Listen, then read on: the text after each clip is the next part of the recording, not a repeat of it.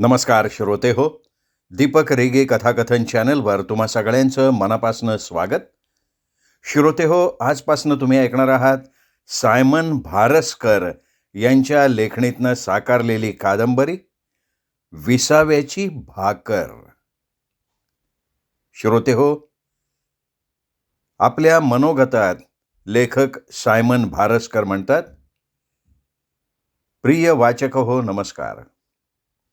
आठवणी या कादंबरीच्या यशानंतर विसाव्याची भाकर ही कादंबरी आपणापुढे सादर करताना विशेष आनंद होत आहे. या कादंबरीतील पात्र, प्रसंग, स्थळ हे काल्पनिक असून कथानक कल्पनेतनं साकारलेलं आहे. परंतु यदा कदाचित काही प्रसंग कुणाच्या आयुष्यात मिळता जुळता वाटला तर तो केवळ योगायोग समजावा. साहित्याची दिशा मला नाटक लिखाणाच्या छंदामुळे झाली. 7 नाटकं लिहून रंगमंचावर सादर करताना नेपथ्य, दिग्दर्शन, अभिनय यांचा प्रदीर्घ अनुभव आला. अभिनयामुळे समाजापुढे लेखक म्हणून मी समोर आलो.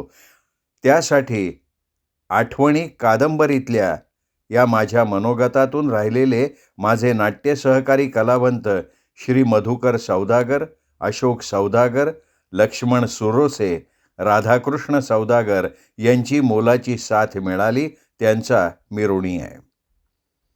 यातूनच साहित्याचा उगम झाला आणि आपणापुढे मी साहित्यिक म्हणून समोर आलो. विसाव्याची भाकर निश्चितच आवडेल. 4 भाषांचं मिश्रण आहे.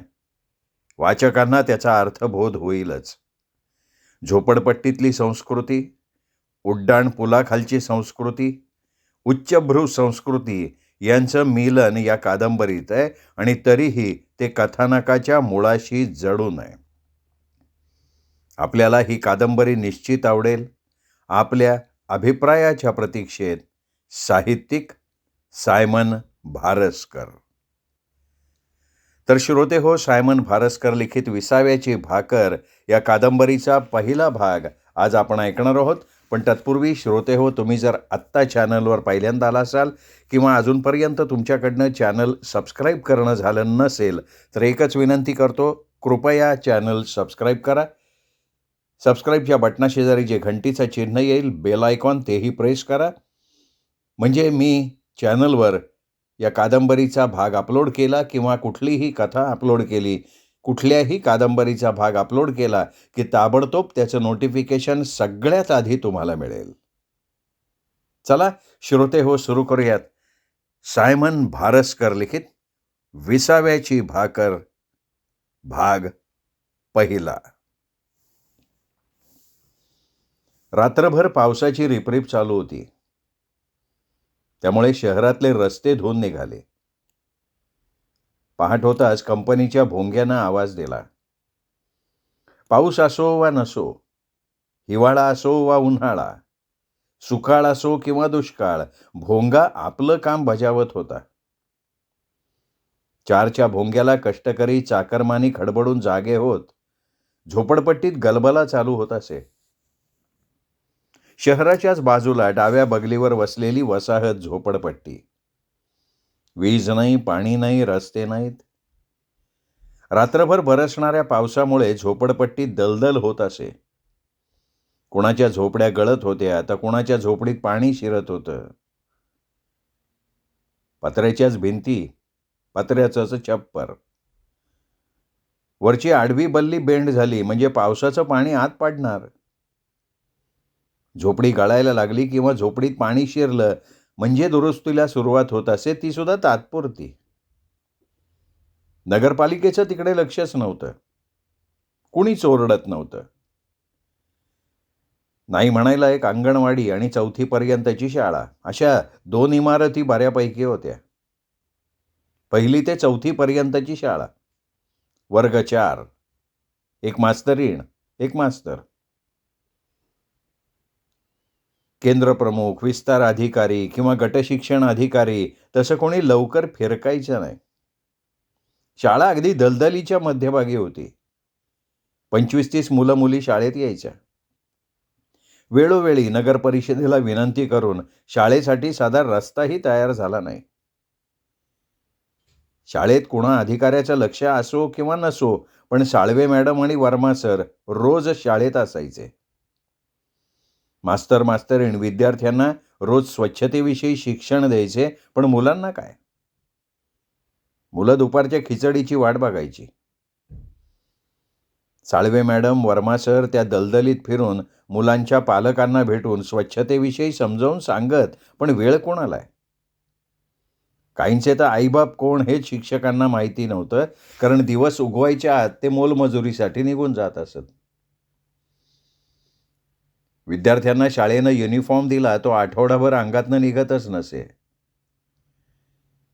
साळवे मॅडम दर शनिवारी झोपडपट्टीतनं फिरायच्या, विद्यार्थ्यांच्या घरी जाऊन त्यांच्या घरच्यांना स्वच्छतेविषयी सांगायच्या. शाळेकडून विद्यार्थ्यांना 2 युनिफॉर्म, बूट, सॉक्स आणि मध्यान्हीचं भोजन यामुळे शाळेत उपस्थिती टिकून असायची. साळवे मॅडम आणि वर्मा सरांच्या चिकाटीनं पालक वर्गात बराच बदल घडवून आणला. त्यामुळे विद्यार्थ्यांच्या स्वच्छतेमध्ये, अभ्यासामध्ये बराच फरक पडला. हळूहळू शाळा सुधारणेत बरेच जण सहभागी झाले. शाळेच्या मागच्या बाजूला उंचवट्यावर दत्तू नानाची झोपडी, पत्र्याच्या भिंती, पत्र्याचं छत, मोडक्या तोडक्या लाकडी फळीचा दरवाजा. तो बंद केला आणि भल्या मोठ्या फटीतनं आत बघितलं तर सगळा संसार दिसायचा. संसार तरी काय हो? चुलीवर तवा, बाजूला कढई, काळं भंगार पातेलं, 2-3 ताटं, ग्लास, तांब्या, पाण्याचा माठ, वाकडी तिकडी कडी नसलेली बादली, 2-4 फाटक्या गोधड्या, पत्र्याची पेटी, वळण आणि वळणीवरची कापडं. झाला संसार झाला. दाराच्या बाहेर पाटा वरवंटा. संसारात 3 जीव. दत्तू नाना, त्याची बायको साखरी आणि लग्न होऊन त्यांच्या सुन्या संसारात 6 वर्षानंतर आलेला सुन्या म्हणजे सुनील. तो आता 6 वर्षांचा झाला. पोरगं तरतरीत, चंचल, देखणं, वर्णगोरा, तपकिरी डोळे, सरळ नाक, डोक्यावर लालसर केस, सुंदर दिसायचा. पण झोपडपट्टीच्या संस्कारात वाढलेला, रमलेला. असा हा सुनील साळवे मॅडमचा आवडता विद्यार्थी झाला. खूप आवडायचा त्यांना. तसा तो आज्ञाधारक सुद्धा होता. सुन्या सोबत्यांना घेऊन दोन्ही वर्गाच्या खोल्या, पडवी झाडून घ्यायचा. त्यात त्याला खूप आनंद वाटत असे. नेहमी प्रसन्नमुख असायचा. तो घरी गेला म्हणजे घरी सुद्धा झाडून घ्यायचा. वर्मा सर शर्ट इन करायचे म्हणून तोही शर्ट इन करायचा. मग दिवसाचे 12 तास शर्ट इन. साखरी सतत आजारी असायची. झोपडपट्टी सोडून कधी कुठे न जाणारी. झोपडपट्टी हे साखरीचं विश्व. बसल्या बसल्या धुणी भांडी, झाडणं, स्वयंपाक याशिवाय तिला दुसरं काहीच काम नव्हतं.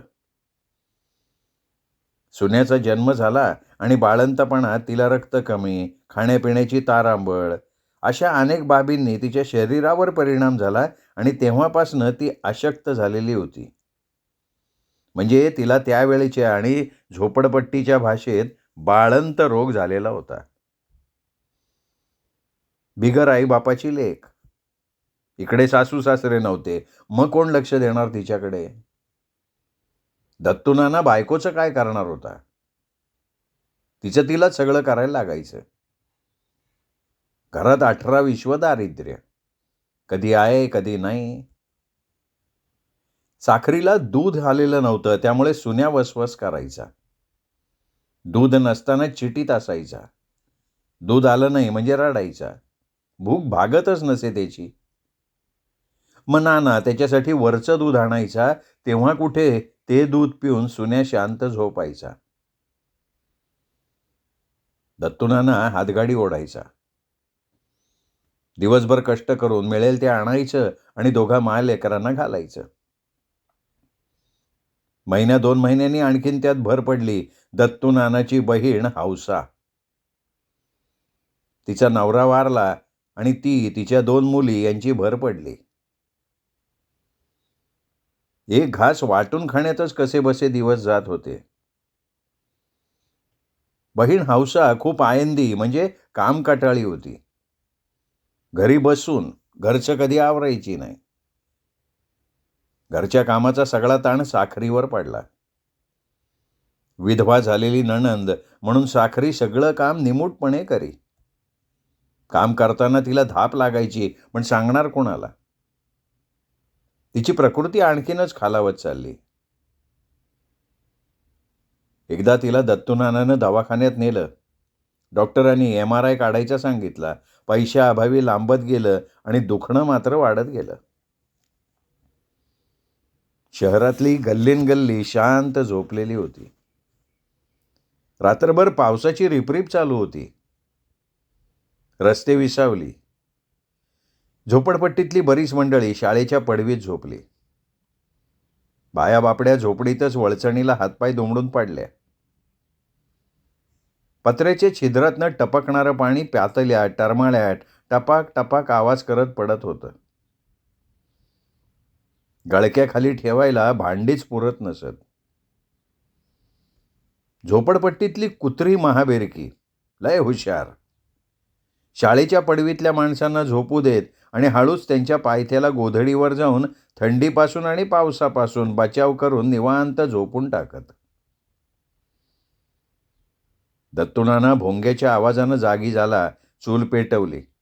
काळ्या कुळकुळीत पातेल्यात पाणी तापवलं. आकुटाच्या भुकटीनं दात घासले. अर्ध्या बादलीतच आंघोळ झाली. साखरीला आवाज देत डोक्याला पटकूर गुंडाळला. मोकळ्या गोणीचं खोपटं करून लगबगीनं वाटायला लागला. झपाझप पावलं उचलून तो चालत होता. मध्येच टिपकायला सुरुवात झाली. टिपटिप वाढतच चालली. धोतर गुडघ्यापर्यंत वर खोचलं. डांबरीवर आला आणि चालण्याची गती वाढली. एखादी चारचाकी रस्ता मोकळा असल्यामुळं वेगात चिर्र आवाज करत जात होती. रस्त्याच्या कडेला असलेले दिवे प्रकाश देत होते. त्यांच्या प्रकाशात थेंब मोत्यासारखा दिसत होता. पहाटेचा अजान भोंग्यातनं बाहेर पडला.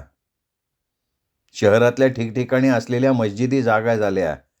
अजान मागे पुढे अंतरानं चालू झाले. अल्लाहू अकबर, अल्लाहू अकबर, अशहदू अन्न नब मोहम्मद रसूलुल्लाह, हृदय अल रसूलुल्लाह, अल्लाहू अकबर, ला इलाहा इल्लल्लाह. काही वेळात मशिदीवरचे भोंगे शांत झाले आणि मंदिरावरच्या कर्ण्यांनी आवाज दिला. अगदी तालबद्ध टाळ मृदुंगाचा नाद सुरू झाला. रामकृष्ण हरी, जय जय रामकृष्ण हरी. स्वरूप रूपाचा अभंग, सगुण निर्गुणाचे वर्णन करणारा अभंग, राजस सुकुमार मदनाचा पुतळा.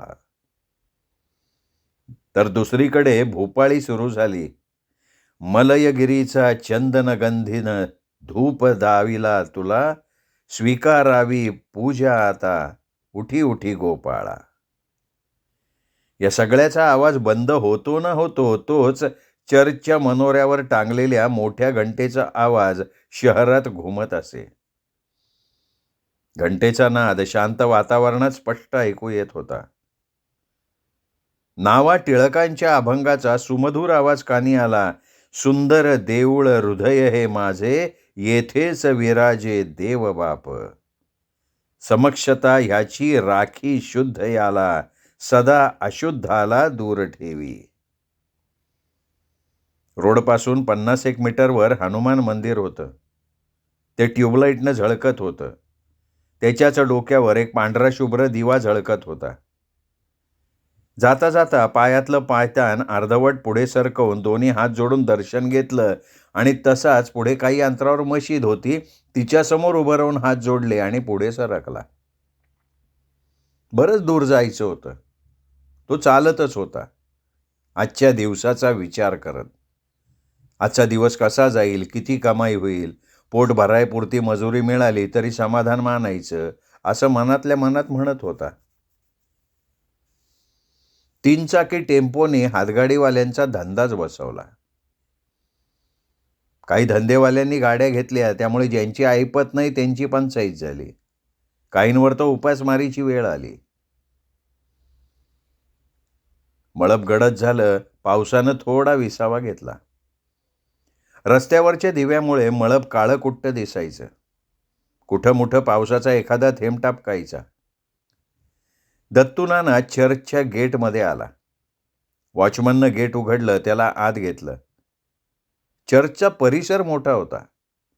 ब्रिटिशांच्या काळात शहराच्या 1 किलोमीटर बाहेर चांगली 35 ते 40 एकराची जागा संस्थेनं धरली होती. दरवर्षी न चुकता त्याचा कर भरला जात होता. त्या परिसरातली सगळ्यात जुनी इमारत, चर्च आणि वसाहत. परिसर नेहमी स्वच्छ असायचा.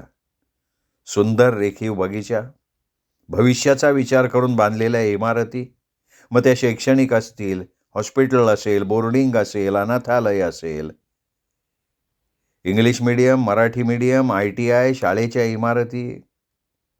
निवांत एका बाजूला चर्चची भव्य इमारत. पुढील भिंतीच्या उंच मनोऱ्यावर लटकलेली भली मोठी पितळी घंटा, जी घंटा शहराचा परिसर जागी करत होती. चर्चच्या बाजूला मिशनऱ्यांचा कौलारू बांगला.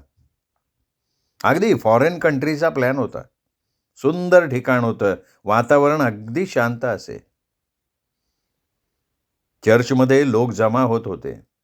प्रातःकाळची भक्तिगीतं, प्रार्थना रोज होत असत. त्या प्रार्थनेला दत्तू नाना नेहमी हजर असायचा. त्याला कारण त्याची हातगाडी गेटच्या आतल्या बाजूला लावलेली असे. रोज सकाळी काही ना काही भाडं तिथून मिळत असे आणि हप्त्यातून एकदा रेल्वे स्टेशनहून पार्सल येत असे. म्हणून नाना दररोज हातगाडी इथेच आणायचा. दत्तू नाना चर्चच्या दरवाजाजवळच्या बेंचवर बसायचा. नियमित जागा असायची त्याची. त्या जागेवर दुसरं कोणी बसणार नाही. त्याला तिथे येऊपर्यंत आराधना संपत असे. नंतर पांढरा झगा घातलेला झगेधारी एकटाच पूल पेटीवर येत असे. बायबलमधून काही भाग वाचायचा. त्यावर 10-15 मिनिटं प्रवचन करायचा. शेवटची प्रार्थना झाली म्हणजे सगळे बाहेर पडत. हा नित्याचा कार्यक्रम. दत्तू नाना सगळ्यांच्या मागून बाहेर पडत असे, कारण त्याला काही ना काही काम मिळत असायचं.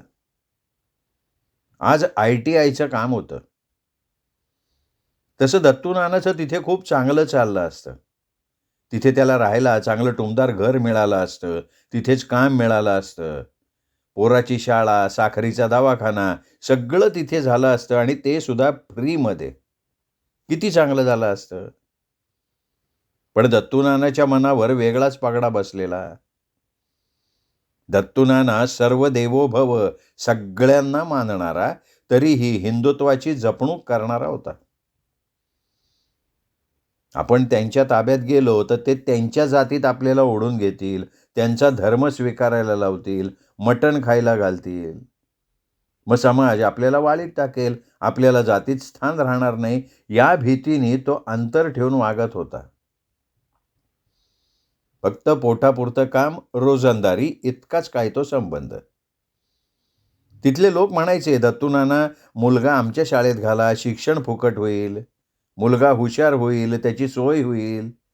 तुम्ही काय त्याचं शिक्षण करू शकणार नाही. मुलाची सगळी जबाबदारी संस्था घेईल. हे सगळं खरं होतं, पण दत्तू नानाला ते काही मान्य नव्हतं. पोराला फितवून, आमिष दाखवून त्यांनी त्यांच्या धर्मात ओढलं तर नको रे बाबा. त्या परीस पोर आडाने राहिलेलं बरं, पण हे असलं झेंगाट नको. सरकारी शाळा आहे की, पोर तिथं शिकल, इथं नको बाबा. वास्तविक इथे कुठलीही धार्मिक बंधनं नव्हती किंवा कोणत्याही प्रकारचा दबाव नव्हता. इथे व्यक्ती स्वातंत्र्य होतं. सेवाभावी संस्था होती. मानवता हाच धर्म हे ब्रीदवाक्य घेऊन गोरगरीब अनाथ मुलांना आश्रय देऊन त्यांना फुकट शिक्षण द्यायचं ध्येय घेऊन ही संस्था कार्य करत होती. गरीब आणि अनाथांचा आधारवड होती संस्था. पण लोकांची काय धारणा झाली कोणास ठाऊक. ही संस्था फसवते, आपल्या जाळ्यात ओढते आणि दबाव टाकून, आमिष दाखवून धर्मांतर करायला लावते. या चुकीच्या कल्पना लोकांच्या मनात घर करून बसल्या. ज्यांनी दिशाभूल केली अशांची मुलं याच संस्थेत पदवीचं शिक्षण घेत होती. तसं बघितलं तर त्यांचा कमी पैशातला दवाखाना चालतो, फुकट शिक्षण चालतं, मदतीचा हात पुढे केला तर तो चालतो. मग मनात अशी चुकीची कल्पना किंवा तिरस्कार का असावा? असो, ज्याच्या त्याच्या बघण्याचा हेतू वेगळा, समज आणि प्रवृत्ती वेगळी. प्रकृती तितक्या विकृती. सर्वांचा समज आणि विचार करण्याची क्षमता वेगवेगळी. उगवतीला फटफटायला लागलं. रात्रीनं कूस बदलली आणि दुनिया जागी झाली. उगवतीच्या प्रभातीनं नाहून प्रकाशित झाली. पहाट अंग झटकून दिनचर्येसाठी तयार झाली. प्रसन्न मुख होऊन नवीन दिवसाला स्वीकारून येईल त्या कष्टांना सामोरं जाण्यासाठी कष्टकरी, चाकरमानी यांना नवचैतन्य देत. बागीच्यातल्या पालाफुलांना नवीन आकार देत अखिल जगाला प्रसन्न करण्यासाठी ती प्रेरणा देत होती. फुलाच्या कळीवर थेंब पडला की हळुवारपणे पाकळी लाजत लाजत तारुण्याचा आकार घेत होती. पाकळी पाकळीतून निघणारा सुगंध दरवळून वातावरण प्रसन्न करत होता. अनेक जातींच्या फुलांचा परिमळ म्हणजे कस्तुरी सुगंधच की. एखादा टप्पोरा थेंब कळीवर फुलावर पडला की ती डोलायला लागे. त्या बगीच्याचं एक वैशिष्ट्य होतं. अनेक जातीची, अनेक रंगांची, विविध सुगंध देणारी फुलझाडं एकाच बगीच्यात होती, ज्याच्या त्याच्या परीनं ती सुगंध देत होती. पण कोणाला त्याबद्दल अहंकार नव्हता. ना सुगंधाचा, ना रूपाचा, ना आकाराचा, तरीही ती एकत्रच राहतात. शेवंती, गुलाब, जाई, जुई, मोगरा, चमेली, निशिगंध, घेवडा, झेंडू, चाफा, पारिजातक, जास्वंद, आबोली, रातराणी, लिली, ॲस्टर, कॉस्मॉस, बटरकप, सदाफुली, झिनिया, गलांडा, मधुमालती, बकुळी, केवडा, कनेर, नर्गिस, गुलबहार, गुलबक्षी, गुलाबाच्या अनेक जातींची आणि ज्यांना सुगंध नव्हता पण रूप होतं आणि तरीही कुणीच कुणाचा हेवा द्वेष करत नव्हतं, कुणाला तुच्छ लेखत नव्हतं. गर्व तर कुणालाच नव्हता. सगळी एकमेकांसोबत हळुवारपणे गाणं गात असलेल्या वाऱ्याबरोबर नाचतात, बागडतात. एकाच ठिकाणी राहून जगाला आपल्या दरवळणाऱ्या सुगंधानं प्रसन्न करतात आणि रूपानं मोहित करतात. आणि आपण माणसं शिकायला हवं त्या बगीच्यातल्या रोपट्यांकडनं. वेगवेगळ्या जातीची असूनही सुखात नांदत होती. आणि आम्ही माणसं, तू तू मी मी, एकाचं तोंड इकडे तर दुसऱ्याचं तोंड तिकडे. 2 पाय असलेली माणसं, पायाने आणि मनाने भिरभिरणारी. ती फुरपखरं चांगली भिरभिरतात, पण त्या फुलामधला मध मिळवतात. माणसं देतही नाहीत, घेतही नाहीत. अंधाऱ्या रात्री चर्चच्या समोर असलेल्या बगीच्यावर दिव्यांचा प्रकाश होता, त्यामुळे फुलझाडी स्पष्ट दिसत होती. सुरेखपणे बगीच्याची रचना केलेली होती. हवेत गारवा होता, आभाळ भरलेलं होतं. सूर्यप्रकाश झाकोळला होता. चर्चमधून एक एक जण बाहेर पडत होता. दत्तूनाना बाहेर येऊन कोणाची तरी वाट बघत होता. त्याला पाहिजे असलेली व्यक्ती बाहेर आली. दत्तूनाना त्यांच्या पुढ्यात जाऊन उभा राहिला. त्या साहेबानं काम दिलं आणि नाना लगबगीनं ITIकडे हातगाडी घेऊन निघाला. हातगाडी स्टॉकरूमला लावली. आत गेला. 4 बॉक्स बाहेर पडवीत आणून ठेवले. खाली उतरला. पावसानं जोर धरला. दत्तूनाना वापस पडवीत गेला. आता पाऊस उघडायची वाट बघण्याशिवाय पर्याय नव्हता. आज पाऊस धंद्याची वाट लावणार असं दिसत होतं. पंचायतच झाली. गेल्या 2 दिवसांपासून हीच स्थिती होती. धंदाच झाला नाही. असंच जर काही दिवस चालू राहिलं तर उपासमारीची वेळ येणार. हा काही एकट्या दत्तूनानाचा प्रश्न नव्हता. प्रश्न होता दररोज रोजंदारी करून जगणाऱ्या मजुरांचा. नोकरी, व्यवसाय, व्यापार करणाऱ्यांना काही फरक पडणार नव्हता. त्यापैकी कोणीच उपाशी राहणार नव्हतं. उपासमार होणार होती ती झोपडपट्टीत असणाऱ्या, रोज कमवून उदरनिर्वाह करणाऱ्यांची. खेडेगावात काम नाही, खेडेगावात पोट भरत नाही म्हणून गोरगरीब शहराचा आसरा घेत होते, पण निसर्ग हा असा घोळ घालत होता. गावाकडे पाऊस नसल्यानं पिकं करपली आणि शहरात पावसामुळे उपासमार झाली. जिथे पाहिजे तिथे पडत नव्हता बिचारा. मग हळूच दुष्काळानं मुंडकं वर काढायचं. त्याची झळ कष्टकऱ्यांना बसत असे. एकीकडे पावसासाठी आकाशाकडे डोळे लावून बसणारी माणसं आणि दुसरीकडे आकाश निरभ्र कधी होईल म्हणून आकाशाकडे बघणारी माणसं. दोन्हीही नजरा, पण आशाळभूत नजरा. पावसाची चळक बंद होईना, त्यामुळे दत्तू नानाला बाहेर पडता येईना. सकाळचे 8 वाजले. विद्यार्थ्यांनी एका खोलीच्या खिडकीजवळ रांग लावली. सकाळची चहा नाश्त्याची गडबड चालू झाली.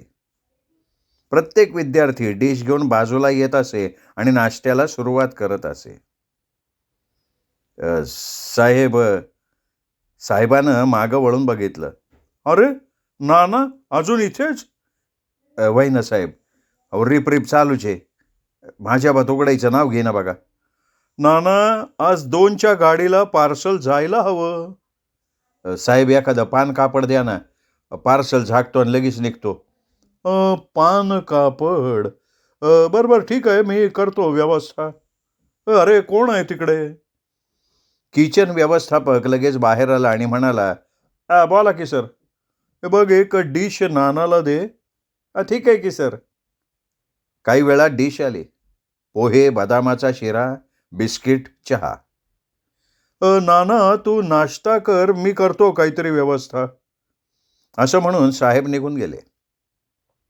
डिशमधल्या पोह्यांचा खमंग वास येत होता. त्यात बदाम, मनुके असा पौष्टिक शिरा. त्या पौष्टिक शिऱ्याबरोबर हे खमंग पोहे. नाना कितीतरी वेळ डिशकडे बघत होता. त्याला एकुलत्या एका लेकाची आठवण झाली. पोराला असं सकस अन्न खायला मिळालं तर कवाच पोरगं उठून दिसल, पण कसलं आलंय त्याच्या नशिबात. बांधून न्यावं का त्याला? पण कशात बांधणार? फडक्यात तर काय नेण्याजोगं नाहीये. त्यात वरून रिपरिप चालू. आपण घरी जाणार संध्याकाळी, मग काय खरं आहे का? इतक्यात साहेब एका पोराला घेऊन आले. नाना हा घे प्लॅस्टिकचा पेपर, व्यवस्थित झाक, भिजू देऊ नको बरं का. आणि काय रे अजून नाश्ता नाही केला का तू? चल चल चल आटोप लवकर, नाश्ता कर आणि मग निघ. 2च्या गाडीने पार्सल गेलं पाहिजे बाबा. हा साहेब करतो ना पोच, काळजी करू नका. हे 2 घास खाल्ले ना का लगे निघतो. असं म्हणून नानानं डिशवर ताव मारला. पाणी प्यायला ढेकर देऊन हातगाडीवर खाली पानकापड अंथरलं, वरून बॉक्स ठेवले आणि प्लॅस्टिक लपेटून हातगाडीचा पट्टा खांद्यावर चढवला. गाडी पुढे रेटली, तोच साहेबांचा आवाज आला. अरे दत्तू नाना थांब जरा, इकडे ये बरं. नाना गाडी सोडून साहेबाकडे गेला. साहेबांनी त्याला जुना रेनकोट दिला. अंगात घाल रेनकोट, वरून टोपी आहे ती पण व्यवस्थित घाल. अरे भिजू नकोस बाबा. नानानं रेनकोट हातात घेतला. खाली वर आत बाहेर बघितला. एक समाधानाचं स्मित त्याच्या ओठावर आलं. त्यांनी लगबगीनं रेनकोट अंगावर घातला आणि उजवीकडे डावीकडे बघत खुश होऊन बेल्ट खांद्याला लावला. ओणवा झाला. गाडी ओढली. पोटात भर होती, अंगात गरमी होती, त्यामुळे त्याची गाडी पटकन पुढे निघाली. श्रोते हो, तुम्ही ऐकताय दीपक रेगे कथाकथन चॅनलवर सायमन भारस्कर लिखित कादंबरी विसाव्याची भाकर. आज या कादंबरीचा पहिला भाग आपण ऐकलात. दुसरा भाग उद्या ऐकूयात दीपक रेगे कथाकथन चॅनलवर. तोपर्यंत नमस्कार श्रोते हो.